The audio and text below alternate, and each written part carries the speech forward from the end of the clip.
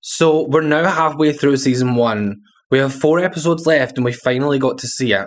Doctor Who season 1, 73 yards. So the synopsis reads, landing on the Welsh coast, the Doctor and Ruby embark on the strangest journey of their lives. In the Rainlash village pub, ᴅɪᴙᴄᴜ, the locals sit in fear of ancient legends coming to life. The spiteful one is mentioned by the local wise woman, and a mysterious scroll bears the words, "Rest in peace, Mad Jack." ᴅɪᴙᴄᴜ means the dead tree. A lot of people are saying this means the dead wood, but I've done a lot of translations on this to make sure I got it right, and it definitely translates to the dead tree. But the synopsis just sounds so intriguing, but did it actually live up to the hype? Russell T Davies has been hyping up this particular episode of season 1 for a long time, even going as far to say it's the best episode he's ever written. That's a really bold claim and hopefully it holds up. He has been giving us small questions and particular warnings towards this episode, but this is something that Russell does when it comes to promoting Doctor Who, or anything he's involved in really. But with the mysterious hint he hit us with for Boom, you don't want to speak Splicey's father's name. Well, that didn't hit the way I thought it was going to be honest. So I was a little bit more sceptical going into this episode, lowering my expectations a little, and going into viewing this more like a casual viewer of the show and not a die-hard Whovian. Forgetting all about how capable I know Doctor Who is at holding an audience and telling a story. With this episode going to be a Doctor Light, I hate calling it that. Companion focused, that's better. I know how well these episodes have done in the past for Doctor Who, and I do want to hold this episode up to the same standards, so I will talk about that in a little bit. So we begin 73 yards with the Tardis materialising on a cold mountain looking thing somewhere on a cliff top in the Welsh coast. Anyone know where this is? Please comment below, because I have searched and I've even used maps and I couldn't find the specific location for this. There is a moment where Ruby and the Doctor are chatting next to the Tardis, and we know it's cold because the wind is blowing Ruby's hair about as if she's about to regenerate into the next Doctor.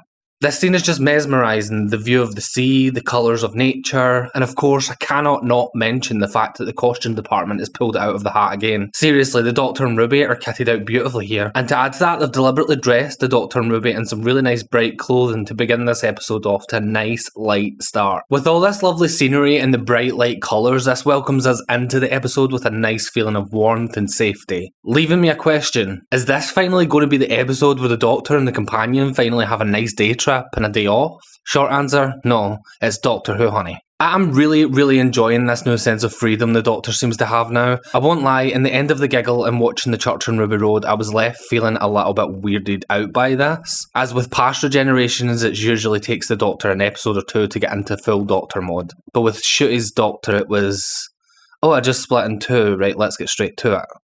I was like, hold on a minute, let's dive into this split personality situation, shall we? But no, we watched them play catch instead.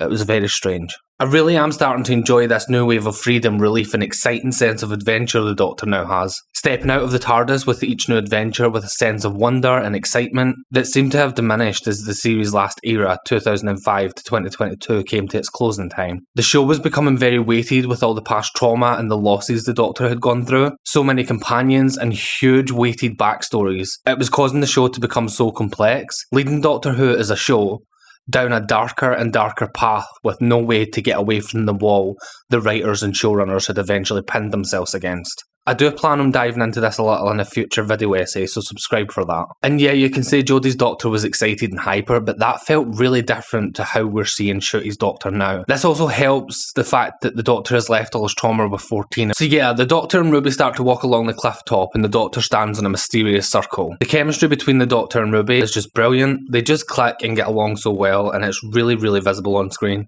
Ruby starts to read out the scrolls, one saying "I miss you" and the other one saying "Rest in peace, Mad Jack," that were inside the circle. As the camera slowly pans away from the Doctor onto Ruby, just so the Doctor is outside the frame. In this moment, I just knew the Doctor was gone. Ruby is on her own, and damn, this really is a Ruby Sunday episode, no messing about here, RTD. So yeah, I had to include something about the Doctor in this video because it's going to be one hell of a dive into Millie Gibson's capability and being able to hold up an episode on her own without the Doctor. And I mean, We see about 60 seconds of the Doctor on screen at the beginning of this episode, and that is literally about it. Worth mentioning that this was the first scenes and episode that was filmed for season 1, and the first episode Millie filmed for Ruby. So the Doctor disappears, and the woman appears. Ruby keeps trying to approach her and talk to her, and the character continues to move further back, with every step forward as a step back for the woman. This means that Ruby cannot get close to her at all. Slowly, through these first scenes, you can really see the panic start to set in within Ruby, as the Doctor is gone and she has no idea where. She also has a woman that she can't approach or speak to. Being through her previous adventures with the Doctor, Ruby kicks into Doctor mode and turns on her question everything thought process. But this gets her nowhere, and no further answers to why the woman is there. I really love this scene because it shows us how Ruby has already started to change as the Doctor's companion through her adventures with him. Ruby decides to go a walk, presumably looking for the Doctor. This is when we and Ruby first get to see that this woman is going to be continuing to follow Ruby. This really gives me It Follows vibes from the get-go, and it really is quite chilling. It does look like the woman appears to be doing some sort of sign language, but I could be wrong. I was not wrong. Unleash taught us how to do this, and here is what is being said in sign language. Bless you. Thank you so much. When you gave me that little thing, it was so precious. But how am I ever going to thank you? But we will think of something. Just to mention, this is completely unrelated to the plot in any way, I must add. It's just something that the crew got this woman to do, so she appeared a little bit more creepy. As Ruby walks and walks and walks, the woman continues to follow her through this scene. We seem to get some snow, and we do know that it has been established within the arc, and from Boom, that it is Ruby who's making it snow anytime we see this. The reason it is snowing has never been established yet, but it is important, and it will be later down the line. Ruby eventually comes across a hiker during her walk, and lo and behold, this is Susan Twist again. We already knew Susan Twist was going to be the hiker in this episode. But one thing that happens in this episode that we have not had yet is Ruby asks if she's met her before. She then dismisses this thought because it would be impossible, considering it was on another planet. But the fact that Ruby noticed due to the ending, which we will get to eventually. Anyway, Ruby asked the hiker to have a word with the woman following her, as it turns out she can also see the woman as well. So we know straight off the bat that this woman is not just visible to Ruby. This scene is just great as it really allows us to see Ruby's paranoia start to set in here. She is panicked and starting to become paranoid. The hiker agrees and approaches the woman as she continues on her hike. The following woman continues her sign language and never even acknowledges the hiker is trying to speak with her, only for the hiker to stop, turn to face Ruby, and run away screaming. I'm immediately pulling a full-on Donna Noble here. What the hell? I'm only 6 minutes and 30 seconds into this episode, by the way. It's very clear that Ruby's fight or flight mode kicks in here after this happens, and this causes her to run away from the woman also, is only heightening her fear and paranoia of this random ass creepy as fuck woman following her. Ruby finally reaches a local pub called ᴄᴏ괜ᴜᴜᴜᴜ, which the name is relating to a dead tree, we already discussed that, but it has nothing to do with the plot either. But what happens inside the pub certainly does, as Ruby checks behind her to see the woman is still following her, but never getting close, always remaining the same distance away. So Rubes enters the pub and everything is normal. All the locals are living their day to day in what I can only presume is a local pub. Introducing Ruby to other characters in a normal setting was very, very smart here, because this allows us to see how everyone else is relaxed and acting normal. Whereas you can clearly see the paranoia and fear written all over Millie's face in this scene. This shows us how scared she truly is. This also makes it very clear that she is also questioning everyone and everything she sees. Rubes goes on to ask the locals in the pub about the woman following her, but no one seems to know who she is. One of the pub customers asks Ruby if she has asked the woman why she's following her. Ruby replies with no. It's funny that she doesn't give them a reason. She can't get near her to ask. Ruby must be thinking to herself at this point, if I tell them this, they're going to think I'm mad. Another local, Josh, offers to ask her on his way out. There was a small scene in between Josh leaving and Ruby buying herself a drink, and I really like how Russell has made a joke here with how ridiculous it is that we can now pay for things with our phones. So Josh starts to head down towards the woman as Ruby watches from a window in the pub. While he walks, the locals are talking, and Ruby states it's not like she's following her, but she's kind of just always there. And the old lady coins the term that she is always simply distant to you and not following you. Ruby continues to watch on as Josh finally approaches the woman. He stops, turns around to look at Ruby, then runs off screaming like the hiker did. What on earth is this woman doing or saying to them? We do get the mention of fairy circles in the upcoming scene, and this grabbed my attention because I've already had the thought of Ruby being a magical being such as a fairy, and I don't know whether to take this as a hint at that, or if it was genuinely just a plot point to keep the narrative going. We also get from the locals somewhat I believe to be folklore history on Wales, which I did find really nice for RTD to add this in here, setting a bigger scene for why this could be happening to Ruby in Wales specifically. This also includes the introduction of the spiteful one as he walks through the gaps, which I imagine is in relation to the gaps in the fairy circle caused by the Doctor breaking it. As Ruby starts to explain the scrolls, this seems to cause the locals to start getting worried, raising the tension in this episode even higher. One of the locals asks what was on the scroll and Ruby says, "Rest in peace, Mad Jack." We get a flash of lightning and the locals all start to get irate with Ruby. The direction and camera work in this scene is just chef's kiss. It was done so brilliantly and really took me back to the episode Midnight. The old lady in the pub explains to Ruby what all this means, and then we get 5 knocks on the door. Then the door gets 6 knocks. The locals really setting the fear factor into this scene with it being Mad Jack at the door. Ruby finally answers the door and bam! It's another local. Looks to possibly be the baker of the village. This full scene turns out to just be another part of this folklore story, being told to scare Ruby even further as the locals mess with her. So the only true reason this was in the episode was to build suspense and tension and to introduce us to Mad Jack, who we will get to shortly. The days start to pass and the woman still waits and follows as Ruby watches her from the same pub window. The Doctor nowhere to be seen. Ruby eventually starts to lose faith and trust in the Doctor, stating that they haven't really been travelling together that long. Ruby thinks the Doctor has just vanished and left her on her own, and she really is starting to believe that this is a thing that he would do to all his companions. I mean, she isn't really wrong because he did ditch Susan the first chance he got. She decided to head home in the hopes that travelling that far a distance would get rid of the woman following her, only for the woman to continuously appear out of the train window as she travels past. This scene on the train was a great way to show us and Ruby that no matter what Ruby does or where Ruby goes, she will always be there, she will follow, and she is never going to be able to ask her why or even get rid of her ever.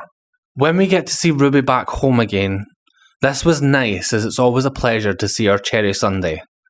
She's just so amazing on screen. Carla is also awesome. I just get that immediate family vibe from RTD's characters and I love it. Ruby has informed her mum of the goings on over the last few days. This was done off screen, allowing us to jump in just as she starts to discuss the woman following her. They decide to go outside and hatch a plan in order to see what the woman wants. The plan involves phoning one another in the same street as Carla approaches the woman to ask what she wants. As Carla walks towards the woman, Mrs. Flood appears. She is out doing her nosy again, and comments on how weird it is for them to be calling each other in the same street.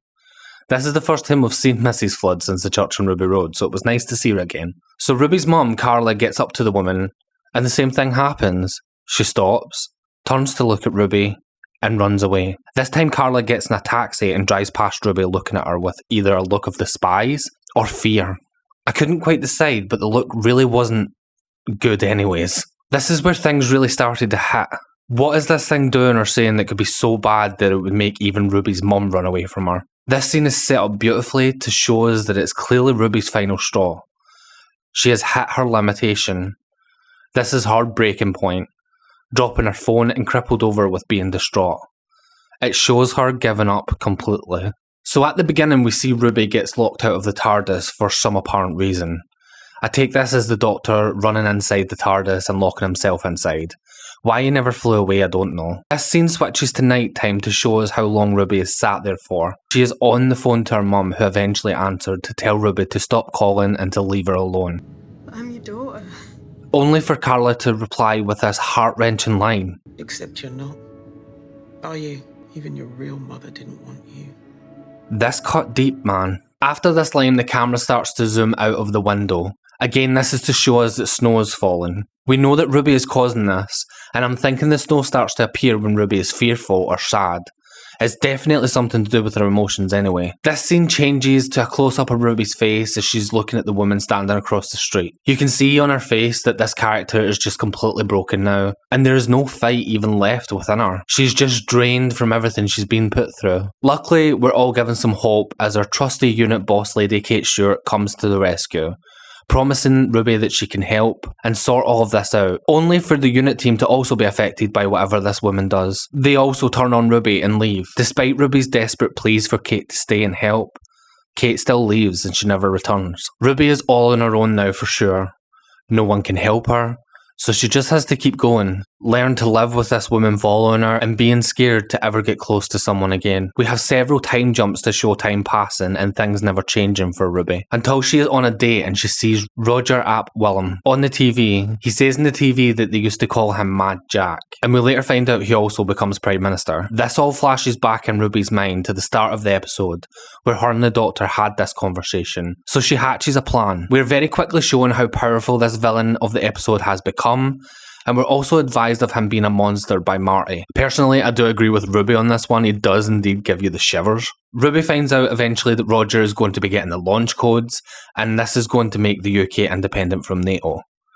And in order to stop him, she uses the woman, thinking this was the whole purpose of this journey. Ruby thinks this is why the woman was following. I mean, it works and he resigns, Ruby's saving the day from Mad Jack, but the woman remains. So we then get thrust into a time jump again of 40 years. Ruby would now be in her 80-somethings, and she's going back to where it all started, back to visit the Tardis. The woman is still lingering in the back of every shot, remaining 73 yards away.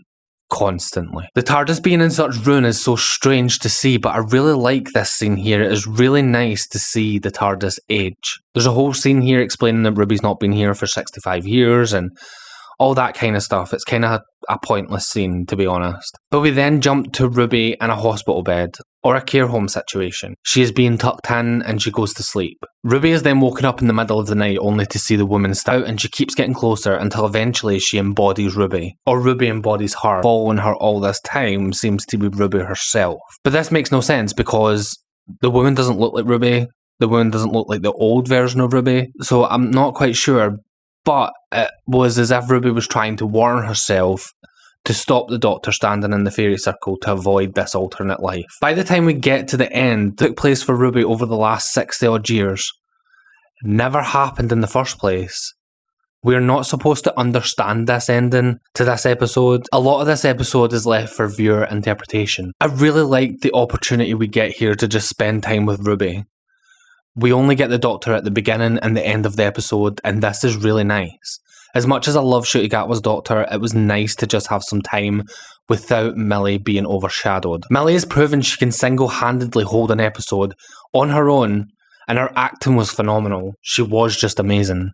Especially for this being the first scenes in the first episode she'd filmed for Doctor Who. Now, this was a lot to unpack in this episode, and I really need to watch it again, because it is so intricate. I think a second watch is needed in order for me to fully grasp what is going on here, but I really don't know how I feel about this episode. What does the old woman say? Well, that's up to you. What could be so bad that it would make someone scream and run away from you? RTD has even said that he's never going to tell us what she says. I do see this as lazy writing because he probably couldn't come up with something good enough for her to actually be saying to these characters, but then leaving it to the imagination was probably the better choice as well. Comparing this with other companion-focused episodes such as Turn Left, I can definitely say this is not the best of the bunch in regards to story. In fact, I think it's probably going to fall quite low for a lot of fans on the list of companion-focused episodes. The villain and overall story was not scary, although it was eerily creepy, but it was not scary in the slightest. It did have some really tense moments within it, and as for the story making sense, I'll get back to you on that one once I finally understand what is going on. For visual effects, there weren't very many, but most of the visuals that we did get were stunning. On one hand, it was great, and on the other hand, it was a passable episode. I'm really on the fence for this episode. I really want to give it a 10 out of 10 just for Millie Gibson's acting alone, but I'm going to give this one a 6.5 out of 10, for now at least, and we'll see if that ranking changes when I do the full season review and have a chance to rewatch the episode again. And one other question is, where on earth did the title sequence go? Did anyone else notice that it wasn't there? Because I didn't until it was brought to my attention. How did you find this episode and what did you take away from it? Let me know in the comments below, and don't forget to click subscribe and like the video as well. You can also click this video right here and that will keep you within the YouTube universe, which is always the best place to be.